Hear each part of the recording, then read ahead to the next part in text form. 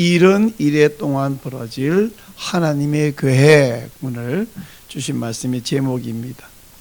여러분, 우리 하나님은 역사의 주관자이세요. 이 역사라고 하는 것은 시간의 흐름 안에서 진행되는 거잖아요. 근데 우리 하나님은 어떠냐? 이 시간의 흐름 안에 계신 게 아니라 시간의 흐름 밖에 계셔요. 그러니까 강물이 이렇게 흘러간다 생각해 보세요. 강에 떠내려가는 물건들도 있고 사람도 있다면 우리는 강물 바깥에 있으면 어때요? 거기 흘러가지 않죠. 시간의 흐름에 하나님은 밖에 계셔요. 이 시간이라고 하는 것은 당연히 있는 것이 아니라 원래 없었는데 우리 하나님의 피조물입니다. 하나님의 온 세상을 만드실 때에 공간도 만들었고 시간도 만들었거든요. 이 시간 밖에 계시는 것을 다른 말로 영원하다 그럽니다. 우리 하나님은 영원하셔요. 그래서 영원한 하나님께서 뭐라 그러냐면 이렇게 말했습니다. 요한계시록 22장 13절 시작. 나는 알파와 오메가요 처음과 나중이요 시작과 마침이라. 이 세 가지 똑같은 말을 반복해서 하시는 거잖아요. 우리 하나님은 옛날이나 지금의 하나님께는 다 굳이 표현한다면 현재죠. 그래서 하나님은 현재라고 말하는 게 아니라 영원하다 이렇게 말합니다. 그 하나님의 영원하신 비추어서 인간은 어떠냐?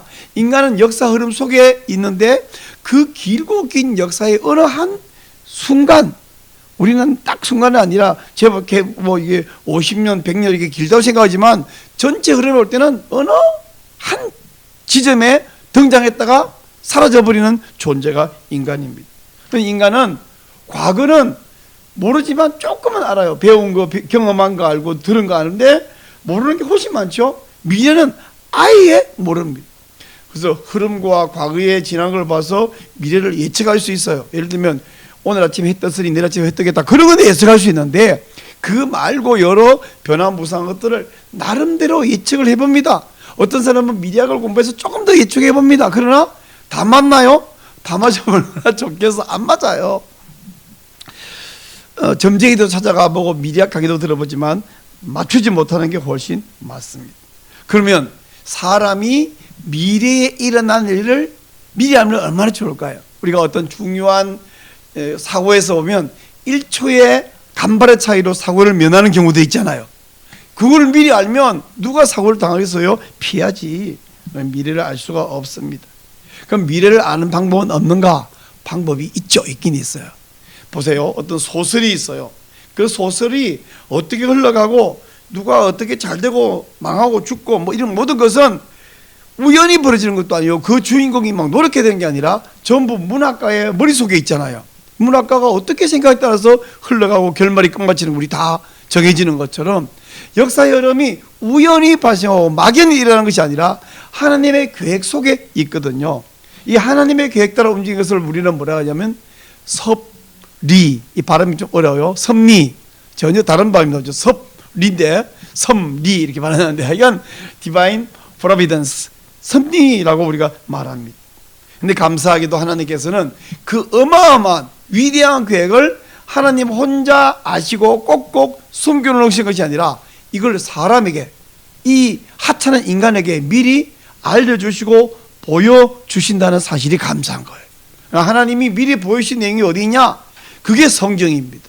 성경은 우리는 성경, 바이블, 거룩한 경전 이렇게 부르지만 원래 성경은 구약과 신약이 있잖아요. 구약 성경은 예수님 오시기 전에 하신 약속, 신약 성경은 예수님 오신 후에 하신 약속. 이 둘 다 성경을 읽어보면 성경은 약속이에요. 한번 따라 하실래요? 성경은 하나님의 약속입니다. 바로 성경 말씀을 통해서 하나님이 주신 이 약속, 그 하나님의 마음을 우리가 날마다 읽잖아요. 가까이 하잖아요. 또 목사가 이 하나님의 약속을 읽고 잘 정리한 것을 선포하고 설명해 주는 것을 우리는 설교라고 합니다. 그래서 목사의 설교는 한편으로는 목사의 말이 인간의 말이지만 또 한편으로는 하나님의 말씀이다. 아멘입니까? 그래서 오늘도 이 설교 말씀을 통해서 하나님의 말씀을 듣고 하나님의 뜻을 깨닫고 하나님의 뜻을 따라 살아가는 성도가 되시기를 축원합니다. 자, 주전 538년, 지금으로부터 2562년에 다니엘이 한 환상을 보았습니다. 그래서 하나님의 미래의 계획을 그 환상을 통해서 보았어요. 이 환상은 다니엘이 금식하면서 간절하게 기도할 때에 기도 응답으로 하나님 주신 거거든요. 우리 9장 오늘 20절부터 봤는데 9장 자 3절 한번 볼게요. 3절 제가 읽을게요. 내가 금식하며 베옷을 입고 죄를 덮어쓰고 주 하나님께 기도하며 간구하기를 결심하고 이렇게 말했어요. 바로 이 기도의 응답으로 지금 환상을 받았습니다. 우리 하나님께서는 하나님이 스스로 계획한 것을 하나님이 알아서 이루가시는데 그 계획을 사람에게 기도해라. 네가 기도하면 내가 그걸 이룰게. 아니 우리가 기도 안 해도 하나님이 전능하시다면 하시면 되는데 예수님께서도 뜻이 하늘에서 이룬 같이 땅에서 이루어지이다 이렇게 기도하라고 주기도면서 가르치지 않습니까? 자 이렇게 해서 다니엘이 3절에서 기도하기를 결심했고 이제 4절부터 19절까지 기도문이 나옵니다. 근데 이 기도문만 해도 벌써 길지만 이건 다니엘의 기도가 이게 다가 아니라 길게 한 기도, 뭐 하루 종일 한 기도, 그 기도에 정리된 요약문이 이거죠. 그래서 다니엘이 이렇게 기도한 것을 보는데요. 이 기도에 대해서 응답을 전해주려고 누가 왔냐? 이제 20절을 볼게요. 내가 이렇게 기도할 때에 21절 전에 환상에서 보았던 그 사람 가브리엘이 빨리 날아서 내게 왔다 이렇게 말하고 있습니다. 자 여기 가브리엘이 어떻게 왔냐면 빨리 날아서 왔다. 하지만 이 성경 번역에 여러분이 좀 알아야 할 게 있는데 가브리엘은 새처럼 날개 달고 날아다니는 존재가 아니에요. 이 빨리 날아서 이 말이 히브리어 마소로 텍스트 원어를 보면 날아서 온 게 아니라 지치도록 빨리 왔다 이렇게 되어 있어요. 그러면 지치도록 빨리 왔다라는 말이 왜 번역이 빨리 날아서 왔다 되냐면 과정이 있습니다. BC 3세기경에 히브리어로 된 이 구약 성경을 이제 히브리어 잘 모르고 헬라만 아는 유대인들이 있잖아요. 그때 헬라가 지배했으니까 그 헬라가 온 세계 전 세계를 지배하는 그 헬라를 공통 헬라라 그래서 코이네라 불렀거든요. 그래서 히브리어 잘 모르는 이 후손들을 위해서 구약 성경을 헬라어로 바꿨어요. 그 70명인지 72명인지 그런 사람이 번역했다고 해서 그걸 70인역이라고 부르는데 히브리어 성경을 헬라 성경으로 바꾼 거예요. 이 70인역을 번역하는 분들이 지치도록 빨리 이걸 뭐라 보냐면 날듯이 빨리 이렇게 번역한 거예요. 그랬더니 이로부터 한 몇백 년 후에 주후 400년에 제롬이라는 사람이 이 히브리어 성경을 헬라 성경을 놓고 뭐 70년도 바뀌었죠. 그러면 이걸 전부 그 당시에 법적으로 공식적으로 쓰여지는 용어가 라틴어인데 라틴어로 번역을 했어요. 그 우리가 불가타 성경이라 그래요. 불가타 뭐 영어로 vulgate 이렇게 말하는데 그 성경으로 번역을 할 때 이 날듯이 빨리 이걸 어떻게 했냐면 빨리 날아서 이렇게 번역한 거예요. 그러다 보니까 그 이후에 영어 성경 각종 번역 한글 성경 전부 다 빨리 날아서 그러니까 지치도록 빨리 이런데 사실은 천사가 지칠까요 안 지칠까요? 천사는 안 지쳐. 이 말은 인간적 표현이에요. 우리 인간은 빨리 오면 지치죠. 막 숨이 차 흘려벌떡 하죠. 천사는 흘려벌떡 안 하는데 빨리 왔다는 것을 인간적 표현하기 위해서 다니엘은 지치도록 빨리. 근데 사실 지치도록이라는 말이 굳이 따지면 엄밀하게는 맞는 말이 아니겠는데 다니엘 자기 입장에 지치도록 빨리 했더니 재미있게도 날듯이 빨리. 그까지는 괜찮은데 빨리 날아서 그러니까 이제 훌훌 날아온다. 여러분 가브리엘이 날개 타고 날아다니면 자 물 보세요. 새 같은 날개 가지고 달에 갈 수 있어요? 별에 갈 수 있어요? 아니 달에도 못 가는 날개 가지고 하나님이 계신 곳은 사도 바울이 말해 3층 하늘에 갈 수 있어요? 날개 갖고는 못 간다. 이제 성경에서 천사 사람을 찾아온 천사가 날개 달린 적이 있냐? 성경에 없어요. 천사의 모습을 그릴 때 어깨 위에 날개 그린 것은 그건 그리스 신화에서 나왔지 성경에서 나온 건 아니다.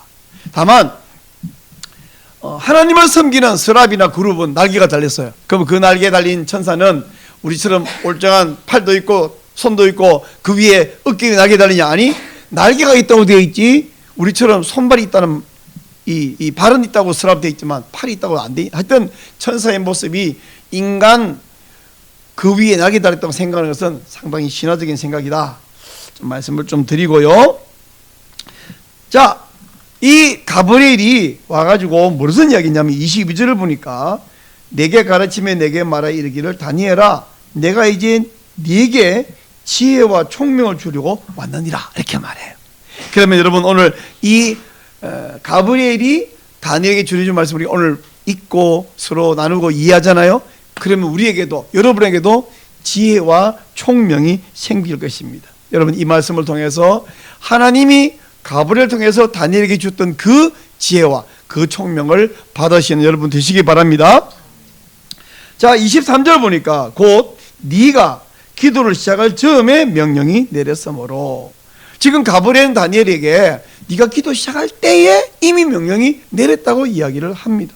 여러분 우리가 기도할 때 어떤 기도는 해도 응답이 안 되는 것 같은 생각이 들 때가 있어요. 그러나 이미 하나님 입장에서는 벌써 응답하셨다 안 하셨다? 이미 응답하셨다. 따라해보세요. 이미 응답하셨다. 믿습니까? 왜 안 믿어집니까? 안 믿어진 이유가 뭐냐면 응답이 안 보이기 때문에. 자 보세요. 과일나무를 길러보면요 이게 한여름에 봄에 추위도 가시기 전에 꽃이 활짝 폈다가 한여름에 열매 맺히는 게 있어요. 복숭아 같은 경우, 살구 같은 경우. 그런가 하면 초가을에 열매 맺히는 사과 같은 게 있어요. 근데 어떤 열매는 늦가을이나 열매가 익어요. 그래서 그러면 여름에 익는 과일이 좋은 과일이에요? 가을에 익는 게 좋은 과일이에요? 늦가을에 익는 과일이 좋은 과일이에요? 다 좋죠. 그때마다 좋은 건데 반드시 빨리 익어야 빨리 맺혀야 좋은 과일이다? 아니 복숭아가 이만큼 자랐을 때 이제 감은 꽃 피가지고 열매 맺히려고 하는데 그건 감은 나쁘냐? 아니에요. 그건 그대로 좋은 것처럼 우리가 기도할 때 빨리 응답되면 좋을 것 같아. 언제나 나는. 여러분도 그렇죠? 근데 하나님은 언제나 빨리 응답하는 게 아니라 가장 좋은 때에 응답을 보여주셔요. 응답은 벌써 내렸는데 그 응답이 내 눈앞에 보이는 것은 빠를 수도 있고 늦을 수도 있는데 그때가 제일 좋은 때이다 하는 사실을 믿으시기를 바랍니다. 가브리엘이 전해준 말씀은 이제 여기까지는 어떤 서론격이고 본론은 24절부터 27절까지가 이 핵심이고 본론인데 근데 문제는 지난주도 이야기했잖아요. 어쩌자고 내가 다니엘서를 설교를 시작했던고 이런 생각이 들 만큼 본문 해석이 굉장히 어려워요. 그래서 학자들마다 설명하는 해석하고 설명하지 서로 달라. 그러면 유명한 학자들이 하는 말이 서로 다르면 우리는 그 속에서 어쩌란 말이냐 갈피를 잡기 어렵겠죠. 그 중에서 여러분의 담임 목사가 취하는 해석을 그냥 따라가는 길밖에 없고 저는 여러 학자들 가운데 이 학자가 제일 믿을만해. 그 비교해서 그냥 그 학자를 따라가는 길밖에 없는데 아까 라틴어 성경을 번역한 제롬이라는 사람 있잖아요. 히에로니무스 영어식 이름은 제롬인데 이 사람이 AD 400년경에 살면서 뭐라 그러냐면 이 다니엘서 본문에 대해서는 9가지의 다른 해석이 있다. 여러분 400년에 벌써 9가지 다른 해석이 있으니까 지금 2025년에는 어떻게 했어요? 아주 막 90가지 다른 해석이 있어요. 이거 다 뒤지고 비교하면 설교 준비가 하기는 그냥 은혜를 받기는 그냥 그 속에서 헤어나지 못합니다. 그래서 약간 이해 안 되거나 이거는 왜 그렇게 말하지? 글쎄 뭐 이런 부분이 있고 또 다른 해석 가져오면 두 개 안 맞고 복잡한데 하여간 저와 함께 천천히 본문 속에 한번 들어가 보겠습니다. 자, 이 환상이 내린 건 우선 언제냐면 BC 538년 지금으로부터 2562년 전이고요. 이때는 고레스가 포로 귀환 칙령을 내리기 1년 전의 사실입니다. 자, 이 환상의 이야기는 그 538년부터 AD 70년 디도 로마의 디도 장군이 예루살렘을 점령하고 함락하고 다 부셔버린 그때까지 일을 예언하고 있어요. 근데 본문을 살펴보면 이 이야기의 결말이 AD 70년으로 끝나는 것 같은데 가만 보면 그게 아니고 이 이후에 계속 연장돼서 신약시대 끝까지 세상 끝까지 이야기로 연장이 되고 있는 것을 봅니다. 그러니까 이 이야기는 어떻게 연결되냐면 여러분 자 기억을 되돌려 봅시다. 다니엘 2장에 무슨 일이 있었느냐 하면 느부갓네살이 꿈을 꾸죠. 거대한 신상을 보죠. 황금머리, 은가슴, 놋배, 그 다음에 철다리, 그죠? 또 발가락은 철과 진으로 되어 있는. 근데 뜨인 돌, 혼자 공중에 뜬 돌에 와서 이 신상을 쳐서 부셔뜨리고 돌이 온 상 가득 채웠다. 그게 나죠. 그렇게 하면 다니엘 7장에는 다니엘이 꿈에 네 동물, 네 짐승의 환상을 봤죠. 처음에 날개 달린 사자, 그 다음에 아주 빠른 뭐예요? 이 뿔 2개 달리는 곰, 그리고 뿔 달린 높은 뿔 달린 엄청 날쌘 그 표범, 그리고 마지막에는 짐승 이름이 없는 무서운 짐승, 그 네 짐승이 등장했는데 그거 역시 온 세상의 역사가 흘러가는 것을 보여주는데, 다니엘 2장에 나왔던 그 거대한 신상 이야기, 다니엘 7장에 넣었던 네 짐승의 이야기, 그 모든 이야기를 다 포함하여 오늘 이 이야기에서 다시 보여주고 있습니다. 근데 이야기는요, 다니엘 이야기로 끝난 게 아니고요, 다니엘 이 이야기는 다음에 어디로 연결돼서 확장이 되느냐 하면 요한계시록에 가서 확장이 돼요. 여러분, 요한계시록 보면 알겠는 건 알겠는데 뭐 말인지 모르겠는 게 많은데 그 이유가 뭐냐면 그게 상징이 많아서 그래요.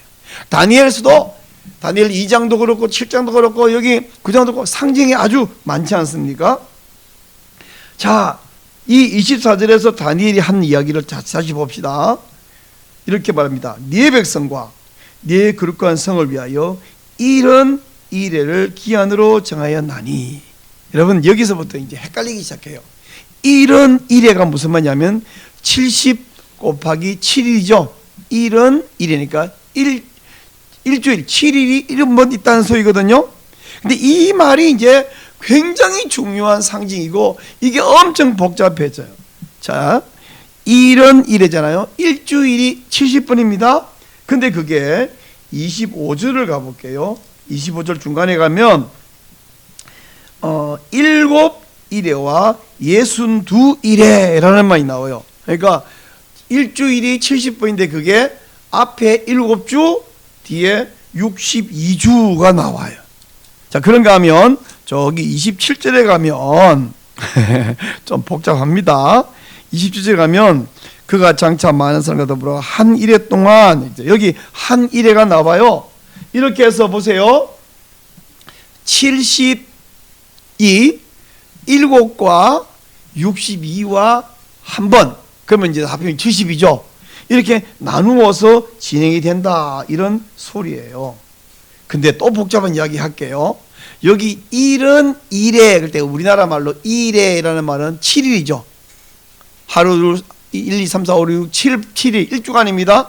근데 히브리어에서 일이라고 번역된 이 말이 뭐냐면 사부아라는 말이거든요. 근데 이 사부아라는 말은 7일이 아니라 그냥 숫자 7입니다.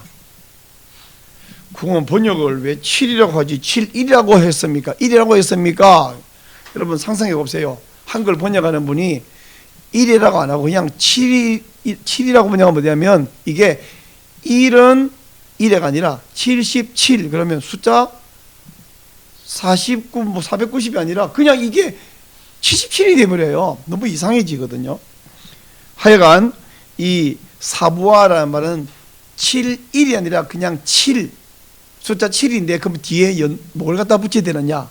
일을 붙여야 됩니까? 주를 붙여야 됩니까? 월을 붙여야 됩니까? 여러 학자들은 여기다가 년을 붙여요. 년. 그러니까 7년이라는 거예요. 7년이 몇 번? 70번. 그럼 합치면 얼마입니까? 490년. 이건 490년의 긴 기간에 벌어진 일이다. 근데 아까 제가 이런 이야기는 기억납니까? 이게 BC 538년부터 AD 70년까지라 그랬잖아요. 합치면 이게 얼마냐? 608이에요. 지금 490년하고 608년하고 이게 맞아요? 안 맞아요? 안 맞아요. 그럼 어떻게 이걸 이해해라 말입니까? 그래서 제가 본문 해석이 이해가 굉장히 어렵고 복잡하다 그랬어요. 그래서 이걸 다 숫자 따지면 이 늪에서 못 빠져나온다고 말했는데, 여러분 이 일은 일회가 얼마나 재밌는 숫자인지 아세요? 히브리 개념에서 7은 완전수죠. 3도 완전수거든요. 그러면 1은이라는 말, 70이라는 말은 7 곱하기 10이에요. 근데 10도 사실은 나누면 7 더하기 3이에요. 이 1은이라는 말은 7 곱하기 10인데 10 가로 열고 7 더하기 3이야. 그리고 그 뒤에 다시 1에 사부하기 때문에 또 7이에요. 7 곱하기 10 곱하기 7이에요. 이것은 완전수 곱하기 완전수 곱하기 완전수, 앞에다 초완전수, 하나님의 충만한 시간을 이야기를 하는 것이지 정확하게 연도가 490년에 똑 떨어지는 이야기가 아니다, 이런 말씀이에요. 즉 주전 538년부터 주 70년까지 이야기를 하고 있지만 장차 예수님이 탄생하시고 또 부활 승천하시고 또 재림하시고 영원히 다스릴 때까지의 완전한 이야기를 이 1은 기간 속에 포함시켜서 말씀하셨어요. 24절을 다시 볼게요. 오늘 많이 왔다 갔다 정신이 없을 텐데 그래도 정신을 챙기고 보면 24절을 이렇게 말합니다. 네 백성과 내 거룩한 성을 위하여 1을 기한으로 정하였나니, 그 다음 뭐라냐면 허물이 그치고 죄가 끝나며 죄악이 용서되며 완전한 의가 드러나며, 이렇게 말하는데, 자 여러분, 지금 이때가 뭐냐면 바벨론으로 포로 끌려온 지 70년 때잖아요. 70년도 사실은 이 충분한 기간을 이제 포로로 속죄의 기간을 채웠다는 의미인데 70년이 끝났습니다. 70년이 끝났는데요, 지금 70년 동안 그들이 포로 생활을 했다고 하여 그들의 속죄가 진짜 완성됐나요? 정말로 70년 이후에는 완전한 의가 이루어졌나요? 그렇지를 못해요. 그러니까 이 1이라는 기간은 포로 생활 끝날 때부터 AD 70년까지만 말하는 것이 아니고 예수님이 탄생하시고 또 예수님이 부활승하여 재림하시고 영원히 다스릴 때까지를 이야기한다, 이런 말씀입니다. 우리 70년 동안 이 24절이 말하는 대로 허물을 그치고 죄가 끝나고 죄가 용서되고 영원한 이가 드러났다는 이것은 일단 고레스 포로기한 칙령부터 예수님 때까지 이야기를 하는 것이 맞지만 이것이 또한 영원한 역사의 끝까지를 말하는 두 가지 의미를 담아서 동시에 말하는, 이걸 보고 중의적이라고 해요. 여러분, 제가 자주 이야기한 적이 뭐냐면 선지서는 그 당시에 일어날 이야기와 장차 메시아를 통해서 일어날 영원한 나라를 엎어가지고 같이 말한다라는 말을 자주 했죠. 중의적이다. 이 1에는 하나님의 충만한 시간 완전히 이루는 중의적인 말로 하고 있다, 이런 뜻입니다. 자, 25절을 좀 볼게요. 25절, 예루살렘을 중건하라는 명령. 영이 날 때부터 그랬잖아요. 이 고레스가, 이 다니엘이 환상 본 1년 후에 고레스가 포로들은 다 예루살렘 돌아가서 성전을 새로 짓고 성벽도 짓고, 그리고 우리 온 지금 바사, 페르시아잖아요. 바사 제국의 평안을 위해서 왕과 왕자들의 안정을 위해서 가서 여호와께 기도하라, 이렇게 보내주는데, 그런 일이 일어날 때부터 왕이 일어날 때까지가 7일이라고 이야기를 합니다. 그럼 여기서 왕은 누구냐? 왕이 누구냐? 느헤미야가 총독으로 왔는데 이 사람이 왕이냐? 아니면 나중에 예수 등장하신 예수님을 말하냐? 뭐 학자들끼리 고민이 많은데, 여기 다른 복잡한 이야기를 더하면 저도 여러분도 복잡해지고, 저는 에스라를 뜻하는 말이다 라는 해석, 주장, 견해를 받아들이겠습니다. 그래서 7일에 이 70 중에서 앞에 7, 7일에는 뭐냐면 고레스 칙령부터 에스라가 다스릴 때까지 이야기다, 이렇게 받아들여요. 그런데 여러분, 복잡한 이야기를 자꾸 해서 미안한데 고레스 칙령부터 에스라까지는 7, 7, 49, 49년이 아니에요. 80년이에요. 80년이에요. 그러면 80년인데 왜 7일이었냐? 제가 말했어요. 7이라는 말이 정확하게 하나, 둘, 셋에서 7, 그래서 곱하기 7에서 449년을 말한 게 아니라 이것이 완전한 충만한 수를 말한다라고 제가 이야기했는데 상당히 복잡하지만 일반적으로 앞에 첫 번째 7일에는 고레스 때부터 에스라 때까지를 말하는 것으로 봅니다. 자, 그러고 넘어가고요. 두 번째 25절을 보니까 62일에가 지날 것이요 라는 말이 나와요. 그래도 이 62일에를 뭐라고 표현하냐면 곤란한 동안에 이렇게 말합니다. 앞에 7일에 다음에 올 62 사부와 62일에를 성경은 뭐냐면 곤란한 동안에 라고 말해요. 자, 이 곤란한 동안에 이건 대체 언제냐라고 말하면 구약 성경이 끝나고 지금 에스라 이후에 그 이후에 느헤미야가 왔고 또 느헤미야 시대에 말라기 선자가 활동했잖아요. 그 말라기 끝나고 나면 이제 구약 성경이 더 이상 없어요. 그로부터 신약 성경이 시작될 때까지 긴 기간이 공백 기간인데 이걸 보고 중간 시대 또는 중간기라고 말하는데 이 62일의 곤란한 동안 이것은 바로 이 중간 시대를 말하는 겁니다. 근데 중간 시대는 성경에 없으니까 어떡합니까? 그때 무슨 일이 벌어지는가 알려 그러면 외경 가운데 이 마카베오 상하하고 일반 역사 세속 역사하고 외경에 있는 마카베오를 봐야 무슨 일이 벌어진지 알 수가 있는데 이 기간에 큰 사건은 뭐냐면 우선 고레스가 유대인 돌아가라 칭령해진 이 고레스가 다스리는 바사가 망했죠. 그 이후에 헬라가 등장했는데 헬라가 또 망했어요. 그리고 로마가 등장을 합니다. 여기까지가 이 중간시대에 일어난 일이거든요. 그러면 그 가운데 헬라 이야기를 좀 하면 헬라의 그 대왕 누구라고요? 알렉산더. 근데 알렉산더 너무 젊을 때 죽었고 그의 장수 4명이 나라를 동서남북 쪼개가지고 차지했자고 그러지 않습니까? 그 중에서 북쪽 지역 시리아 지역을 차지했던 이 나라가 점점 강성해져서 예루살렘을 점령합니다. 지난주에도 이야기했나요? 안티오쿠스 4세 에피파네스라는 사람이 성전을 모독하죠. 그리고 막 제우스 신상을 성전에 세우죠. 이런 일이 벌어졌습니다. 그래서 이 기간은 어떻게 했냐? 곤란한 기간, 곤란한 동안입니다. 그러다가 BC 164년 주전 164년에 마카비가 군대를 일으켜서 헬라를 물리쳐요. 그로부터 로마가 다시 예루살렘을 지배하는 BC 63년까지 101년입니다. 이 100년 동안은 이스라엘이 독립국으로 존재했었어요. 그래서 이 기간 동안에는 뭐라 하냐면 성이 중건되고 광장과 거리가 세워질 것이며 라고 이야기를 하고 있습니다. 그러다가 BC 63년에 로마가 예루살렘을 점령해버리죠. 여기까지가 25절에서 말하는 앞에 7일에 그 다음에 곤란한 기간 62일에 62일에까지가 이제 나왔어요. 62일에 이후에는 마지막 한 일회가 남았습니다.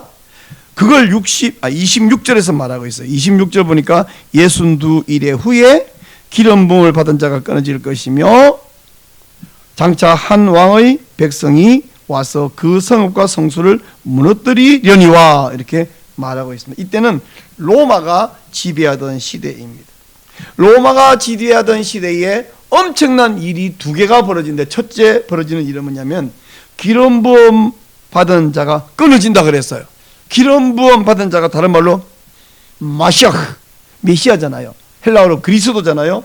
즉 우리 예수 그리스도께서 십자가에서 못 박혀 죽으실 것을 예언하고 있습니다. 둘째 사건은 뭐냐면 장차 한 왕의 백성이 와서 성읍과 성소를 무너뜨린다. 이건 AD 70년 디도 장군이 와서 예루살렘 함락하고 점령하고 완전히 무너뜨린 것을 이야기하고 있습니다.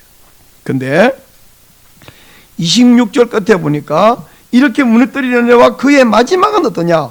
홍수에 휩쓸린 같을 것이며 또 끝까지 전쟁이 있으리니 황폐할 것이 작정되었다라고 말하고요.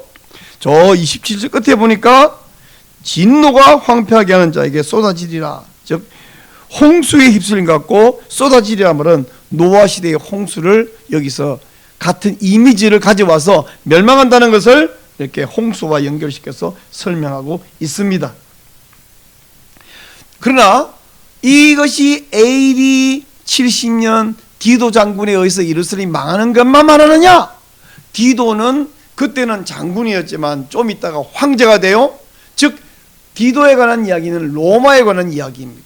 뿐만 아니고 이 로마를 넘어서 하나님을 대적하는 모든 세상 세력에 관한 이야기입니다. 즉 디도가 망할 것이고 로마가 망할 것이고, 왜냐하면 하나님을 대적했기 때문에. 그리고 온 세상 하나님을 대적하는 모든 세상 세력들은 예전에 노아 시대 때 홍수에 온 세상이 망했듯이 다 망할 것을 이야기하고 있습니다.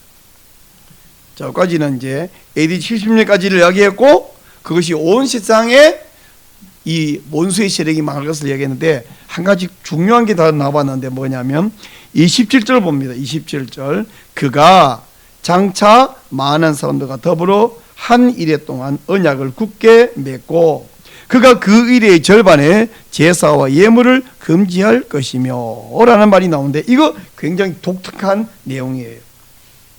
그가 장차 많은 백성과 더불어 언약을 굳게 맺는다 할 때 이 그는 누구냐면 디도 장군을 말하는 게 아닙니다. 디도 장군이 언약을 맺은 적이 없어요. 그럼 이건 누구냐? 바로 예수 그리스도를 이야기합니다. 예수님이 십자가에 못 박기 전에 예수님께서 백성들과 언약을 맺어, 그걸 보고 새 언약이라 그랬잖아요. 새 언약. 구약 시대에 언약이 몇 번 등장했냐? 6번 등장했어요. 창조 언약부터 아담 언약, 또 노아 언약, 아브라함 언약, 모세 언약, 다윗 언약, 이렇게 모든 언약은 백성들이 다 깨졌지 않습니까? 그래서 지금 우리가 이 포로로 끌려 있는 사람들을 보고 있잖아요. 한마디로 그 백성들은 하나님은 신실하게 언약을 지켰는데 백성은 언약을 한 번도 안 지켰어요. 그래서 하나님이 언약을 니들하고 맺어갖고는 판판이 깨졌다. 6번 깨져서 안 되니까 언약을 맺을 만한 자격이 있는 사람을 세워볼 것이다. 그게 누구냐? 그게 메시아예요. 그래서 하나님이 인간하고 맺은 언약은 다 깨지니까 인간은 인간인데 인간 아닌 사람, 그게 누구예요? 그게 예수님이에요. 그래서 하나님이 직접 사람이 오셔가지고 그 사람하고 하나님하고 언약을 맺는 게 이게 새 언약이거든요. 그래서 언약을 맺었어요. 이 새 언약은 뭐냐 하면 예수님 믿으면 모든 죄 용서받고 우리가 예수님이 따라서 영원히 영생 복락하게 될 것이다. 이 약속이 바로 새 언약입니다.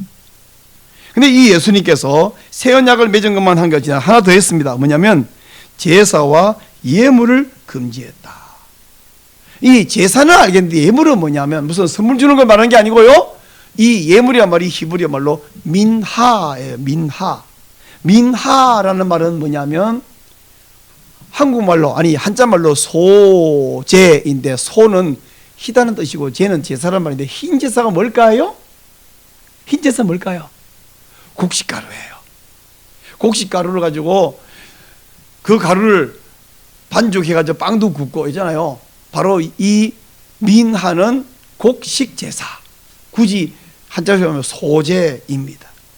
그러니까 예물 제사, 제사는 이 빨간 피, 짐승 제사를 말하고 예물은 하얀 제사, 곡식 제사.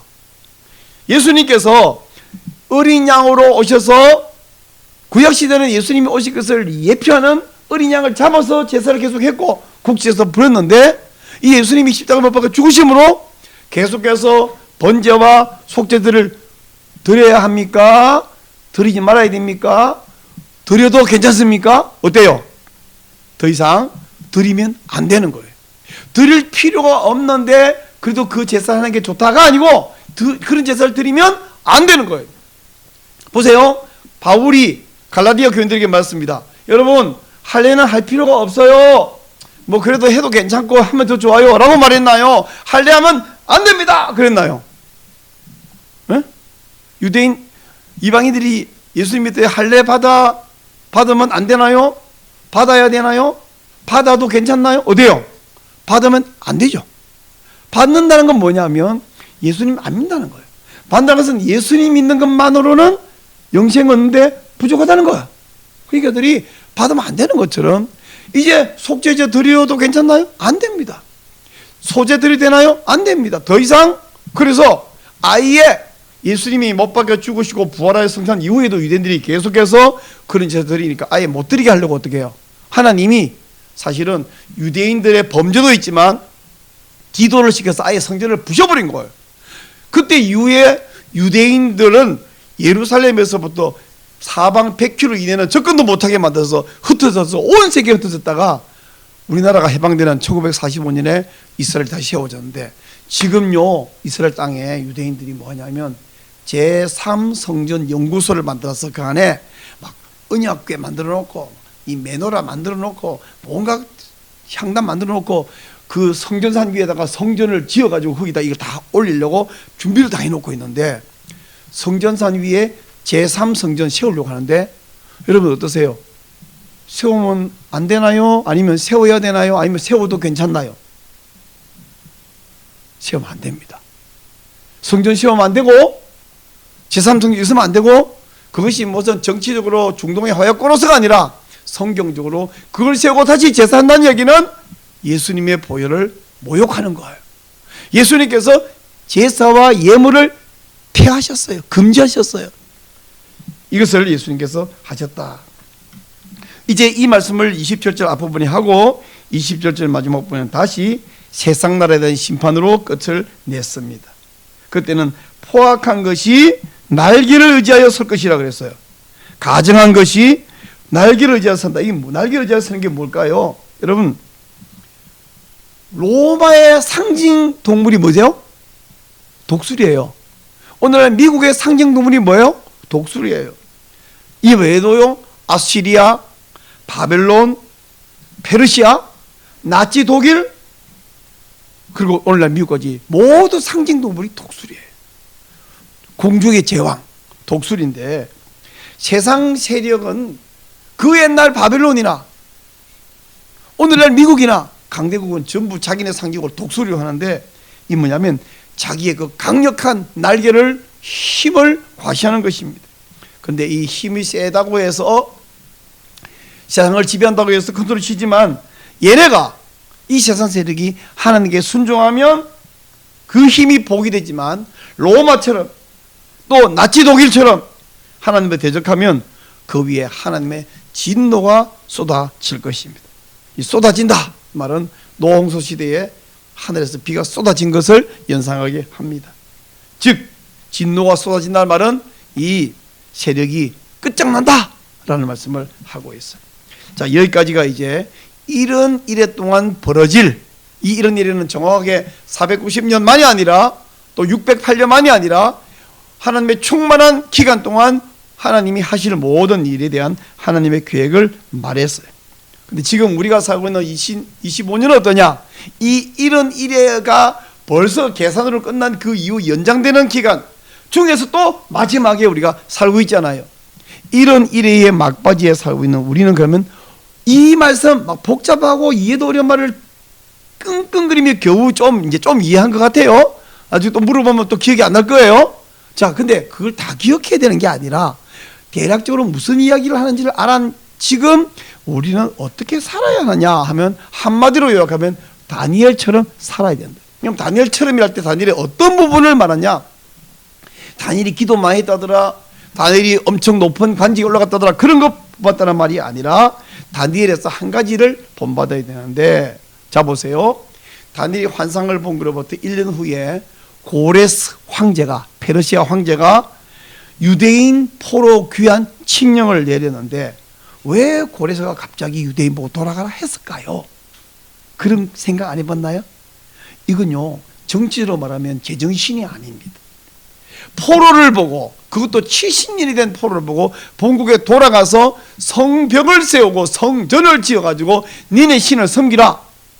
이건 엄청나게 위험한 소리입니다. 반란을 일으킬 수도 있어요. 근데 이런 명령을 갑자기 왜 했냐 그러면, 우리가 충분히 예상, 추정해 볼 수 있는 것은 뭐냐면, 고레스에게 다니엘이 어떤 이야기 해주냐면 이 이야기를 해줬어요. 이사야 44장 28절에 보니까 이미 포로로 끌려오기 훨씬 전에 이사야가 예언합니다. 고레스에 대하여는 이러기를 내 목자라, 그가 나의 모든 기쁨으로 성취하리라. 함이 예루살렘에 대하여 이르기를 중건되리라 하며 성전에 대해서는 네 기초가 놓아지리라 하는 자다. 즉 고레스가 예루살렘 다시 성전 지어질 거다 이렇게 칙령을 내릴 것을 이미 말했어요. 그런가 하면 이사야 45장 1절 2절 3절 보니까 여호와께서 그의 기름 부음 받은 고레스에게 말씀하시되, 여러분 기름 부음 받은 것은 다른 말 메시아죠. 고레스가 메시아라는 거예요. 우리 예수님 메시아 말고 미리 온 작은 메시아예요. 그러면서 내가 그의 오는 손을 붙들고 그 앞에 열국을 항복하며 내가 왕들의 허리를 풀어 그 앞에 문들을 열고 성문들이 닫히지 못하게 하리라. 내가 고레스 너보다 앞서 가서 험한 곳을 평탄하게 하고 논문을 쳐서 부수고 쇠빗장을 꺾고 네게 흑암 중에 보화와 은밀한 곳에 숨은 재물을 네게 주고 네 이름을 부른 자가 나 여호와 이스라엘 하나님인 줄 네가 알게 하리라. 와, 지금 포로로 끌려온 70년보다 훨씬 유다가 망하기 전에 이미 이사야가 이런 놀라운 예언을 해놓은 것을 이 고레스가 어떻게 알았을까요? 다니엘이 가서 폐하, 이 다니엘이 엄청 나이 많은 80 훨씬 넘은 노인이잖아요. 폐하 아마 한 80 중반 90 다 돼갈 거예요. 선지자 예언에 폐하에 관하여 150년 전에 벌써 이렇게 예언해왔습니다. 이걸 알려준 거예요. 이 천하를 호령하는 고레스 황제에게 다니엘이 이 사실을 전해줬을 때에 고레스가 감동하여 여호와께서 지금 내가 이 메대 바사를 점령했을 뿐 아니라 그 이후에 있는 바벨론을 벌써 그 강력한 바벨론을 점령해 보시기 내가 잘난 줄 알았더니 여호와 신께서 벌써 예언해 놓았고 그 예언대로 내가 이 일을 하고 있는 거구나. 놋빗장을 부수고 철문을 부시고 이것 좀 봐. 와, 내 군사력을 한 줄 알았더니 여호와께서 한 거구나. 막 이 모든 머리털이 막 서는 거요. 감동해가지고 그렇다면 그 여호와께 기도해야 내가 앞으로 잘 될 수 있겠네. 이래서 자 에스라 6장 3절 보니까 고레스 왕 원년에 조서를 내려 이르기를 예루살렘에 있는 하나님의 성전에 이르노라.